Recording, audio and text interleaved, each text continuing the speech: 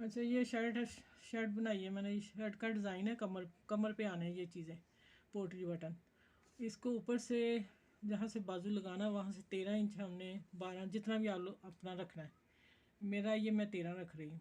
और फिर नीचे फैशन पट्टी जो वो लगा के 13 पे ख़त्म कर देनी है। ये पहले लगानी है। और फिर यहाँ पेन से फिटिंग का पूरा निशान लगा के अपनी शर्ट का जो आपका साइज़ होगा निशान लगा लें। सीधी सीधी कमीज़ को लगाने निशान। फिर उसके ऊपर ये पोटली बटन रख के, और मेरी ये शिफॉन की कमीज़ है इसलिए मुझे हाथ से लगाने पड़े हैं, और नहीं तो मशीन से लग जाएंगे। और फिर ये पूरे लगा के ऊपर से मैं सिलाई फिटिंग कर दूँगी कमीज़ की, और ये फैशन पट्टी अंदर चल जाएगी, ऐसे हो जाएगा। और पोटली बटन ये मैंने इसका बनाया है, ये बना के रखे हुए हैं।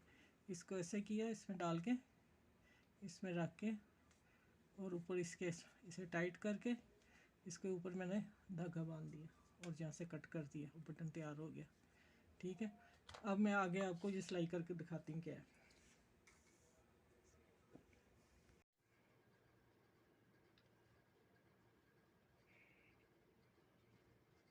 मैं 10 दिन शर्ट पूरी सीखी है।